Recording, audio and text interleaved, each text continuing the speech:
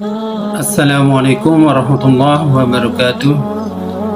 Alhamdulillah bi ni'matil iman wal islam wa nusalli ala khairil anam sayyidina Muhammadin wa ala alihi wa sahbihi ajmain, amma ba'du.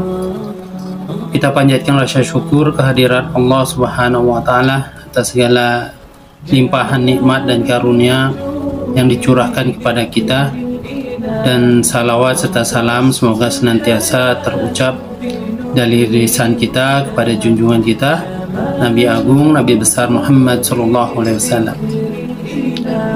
Baik teman-teman sekalian, pembahasan pada kali ini kita akan membahas tentang hakikat manusia. Jadi siapapun dan apapun kedudukannya, manusia harus memahami hakikat diri dan kehidupannya. Hal ini penting agar manusia dapat bersikap dan berperilaku adil terhadap dirinya, terhadap penciptanya, terhadap manusia dan makhluk lainnya. Beberapa hakikat yang harus dipahami diantaranya adalah dirinya, yakni bahwa dirinya adalah makhluk. Sebagai makhluk, manusia diciptakan di atas fitrah Islam sebagaimana makhluk-makhluk lainnya. Sebagai manusia tidak akan pernah menjadi malaikat yang tercipta dari cahaya, namun ia juga bukan iblis yang tercipta dari api. Dilihat dari fisiknya, ia termasuk makhluk lemah, memiliki banyak sekali keterbatasan dan kekurangan. Manusia juga tidak mengetahui apa-apa. Sepandai-pandai manusia, ia tetap tidak dapat mengetahui rahasia yang tidak diberikan oleh Allah. Ia juga tidak dapat berdiri sendiri. Dan kedua, ia menyadari bahwa dia mukarram, betapapun ia tercipta dari tanah atau air hina, akan tetapi Allah menghendaki agar ia menjadi makhluk yang mulia. Hanya berstatus sebagai manusia saja, manusia ia sudah dipanggil mukarram atau yang dimuliakan. Ini menunjukkan kekuasaan Allah yang absolut.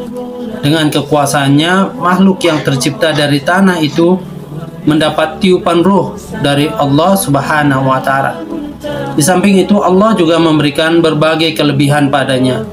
Dalam hal penciptaan, ia diciptakan dengan penciptaan yang paling sempurna di antara makhluk-makhluk yang lain. Akal merupakan kelebihan yang paling istimewa yang diberikan Allah kepada dirinya. Bukan hanya itu, alam semesta ini pun Allah tundukkan untuk dirinya. Dan yang ketiga, manusia harus menyadari hakikat dirinya, ia adalah mukallaf. Mukallaf artinya yang dibebani, sebagai makhluk yang telah diistimewakan dengan berbagai kelebihan. Manusia tidak dibiarkan tanpa tugas atau tanggung jawab. Nikmat penciptaan dan berbagai kelebihan itu harus disyukuri dengan melakukan ibadah secara benar, dengan segala ketundukan dan keikhlasan kepada Allah yang telah memberikan nikmat-nikmat itu kepadanya. Jadi potensi besar yang diberikan kepadanya itu juga dimaksudkan agar ia mampu mengelola bumi ini, mewakili Allah, mengatur kehidupan sesuai yang dikehendaki oleh Allah Subhanahu wa taala. Ia ditugaskan sebagai khalifah, ia tidak boleh bertindak sekehendak hatinya. Dan yang keempat, hakikat manusia adalah muqayyar. Kalau Allah menghendaki, manusia diciptakan tanpa akal atau tanpa pikiran, sehingga ia tidak dapat memilih apa yang hendak ia lakukan. Jadi keistimewaan akal yang diberi dan hati itu, manusia menjadi makhluk pilihan, hingga ia bebas memilih dan menentukan nasibnya sendiri.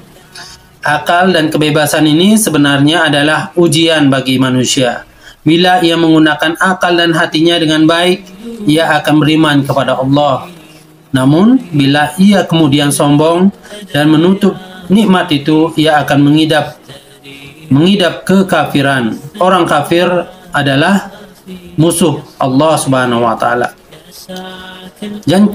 Dan yang kelima, hakikat manusia adalah ia adalah majzi. Majzi adalah keberadaannya sebagai makhluk yang diberikan kebebasan untuk memilih. Itu bukan konsekuensi, itu kebebasan untuk memilih yang diberikan kepada manusia itu bukan tanpa tanggung jawab, bukan tanpa konsekuensi. Sesungguhnya nikmat-nikmat yang telah ia terima sejak awal penciptaan sebagai kelebihan yang tidak diberikan kepada makhluk lain, dan juga tugas yang dibebankan kepadanya itu akan diperhitungkan oleh Allah Subhanahu wa taala. Jadi keberadaan manusia di dunia, Allah akan memberikan balasan secara adil dan proporsional di akhirat berupa surga ataupun neraka. Jadi sebagian dari balasan itu kadang diberikan di dunia. Satu kebaikan, maka ia akan mendapatkan balasan 10 kali kebaikan atau berlipat-lipat sebagaimana yang Allah kehendaki. Demikian pula yang buruk, jika ia lakukan akan mendapatkan balasan yang setimpal. Baik, demikian yang bisa saya sampaikan. Wabillahi taufik wal hidayah. Wassalamualaikum warahmatullahi wabarakatuh.